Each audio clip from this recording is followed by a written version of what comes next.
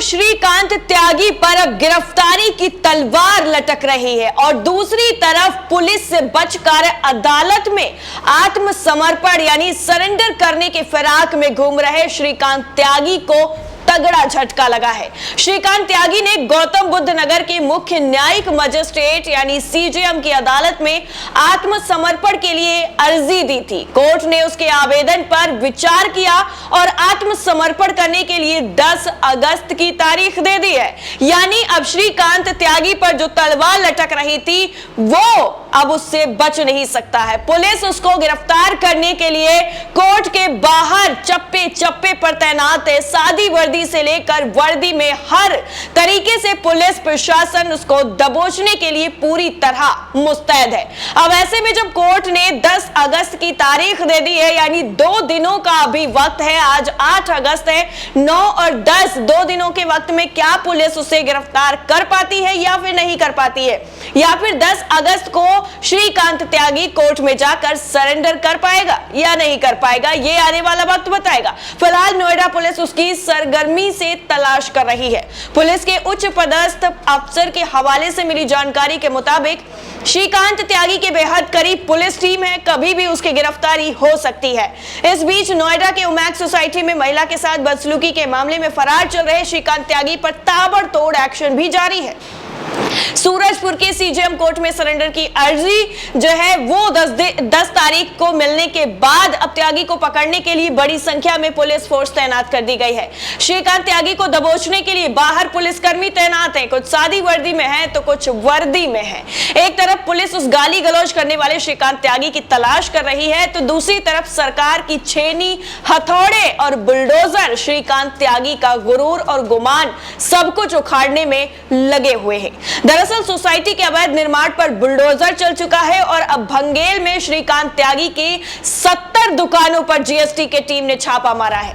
त्यागी की गिरफ्तारी के लिए एसटीएफ और पुलिस की 12 टीमें लग गई हैं। उस पर 25,000 का इनाम भी घोषित कर दिया गया है। इसके साथ ही उसे वांटेड भी बता दिया गया है। नहीं, श्रीकांत त्यागी की प्रेमिका को भी हिरासत में ले लिया गया है। नोएडा के भंगेल मार्केट में त्यागी की 40 दुकानें और धर्म कांटा है, इसमें से 6 ढहाई जाएंगी। जो दुकानें हैं वो बाकी पर भी कार्रवाई की तैयारी में प्रशासन है। ओमैक्स सोसाइटी में रविवार रात त्यागी के 15 गुर्गे घुस आए थे। उन्होंने यहां लोगों पर पत्थरबाजी और मारपीट भी की थी। अवैध निर्माण को लेकर श्रीकांत त्यागी की सोसाइटी की एक महिला और उसके पति से झड़प हुई थी। त्यागी ने दोनों को गालियां दी थी और सीधा सीधा धमकाया था। वहीं सूरजपुर के सीजेएम कोर्ट में श्रीकांत त्यागी ने सरेंडर के लिए जो अर्जी लगाई उस पर सुनवाई के लिए 10 अगस्त की तारीख मिली है।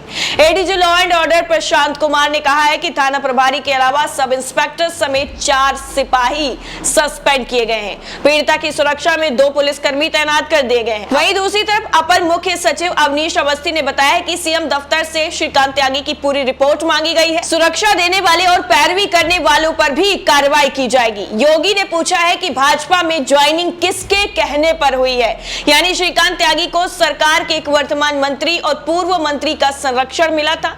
उसे गाजियाबाद से सिक्योरिटी मिली थी, तब डीएम ऋतु माहेश्वरी थी। सीएम योगी ने भाजपा में ज्वाइनिंग किसके कहने पर हुई थी इसकी जानकारी भी मांगी है। पुलिस को श्रीकांत त्यागी की लास्ट लोकेशन हरिद्वार और ऋषिकेश के बीच में मिली है। उसका करीब 10 बार फोन जो है ऑन ऑफ हुआ है। आपको बता दें कि वो हरिद्वार में एक जगह सीसीटीवी में भी कैद हुआ है। घटना के बाद नोएडा पुलिस कमिश्नर आलोक सिंह ने थाना फेज 2 के प्रभारी सुजीत उपाध्याय को सस्पेंड तक कर दिया है। उनकी जगह परमहंस तिवारी को लाया गया है। फरार श्रीकांत त्यागी के खिलाफ गैंगस्टर एक्ट के तहत कार्रवाई होगी। इसके अलावा आरोपी नेता की संपत्ति भी कुर्क की जाएगी। वीडियो वायरल होने के बाद से श्रीकांत त्यागी लगातार फरार है। तलाश में पुलिस ने दिल्ली, उत्तराखंड और यूपी में दबिशें दी है। अफसरों ने यह भी कहा है कि श्रीकांत त्यागी जब तक पकड़ा नहीं जाता तब तक श्रीकांत त्यागी के घर के बाहर पुलिस तैनात रहेगी। परिवार के हर मूवमेंट पर नजर रखी जाएगी। पुलिस ने आरोपी की 4 महंगी गाड़ियों को भी जब्त कर लिया है।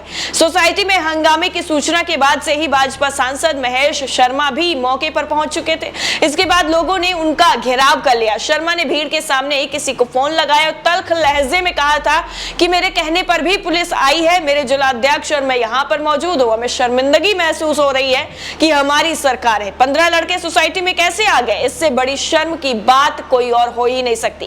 दरअसल ओमैक सोसाइटी में रविवार रात करीब 3 घंटे तक अफरा तफरी का माहौल रहा। सांसद, विधायक और डीएम समेत कई अधिकारी मौके पर भी पहुंचे थे।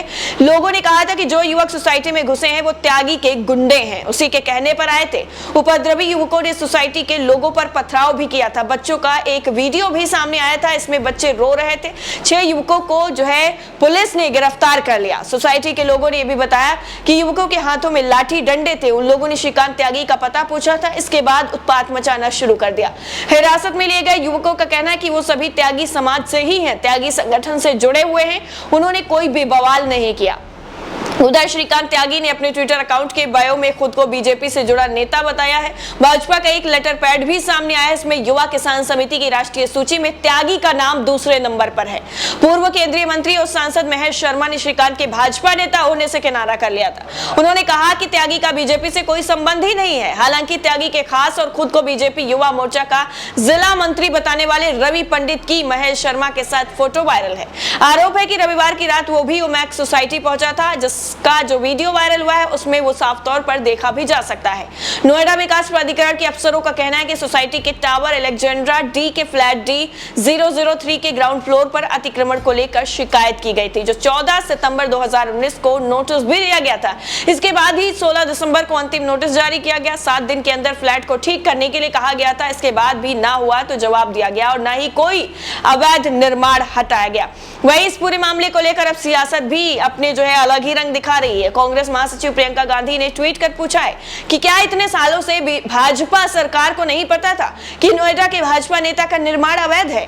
बुलडोजर कार्रवाई दिखावटी है। इन सवालों के जवाब से सरकार बच रही है। एक महिला के साथ खुलेआम अभद्रता व 10 से 15 गुंडे भेजकर महिलाओं को धमकाने की हिम्मत उसे कौन दे रहा है?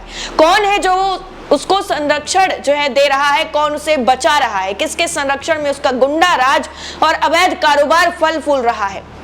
वहीं प्रसपा अध्यक्ष और विधायक शिवपाल यादव ने भी योगी सरकार की कार्रवाई पर सवाल उठाए हैं।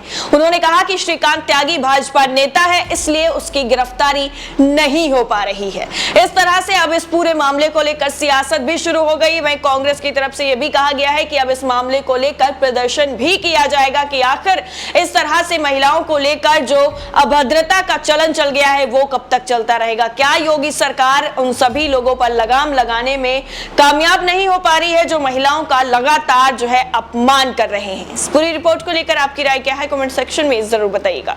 जय हिंद।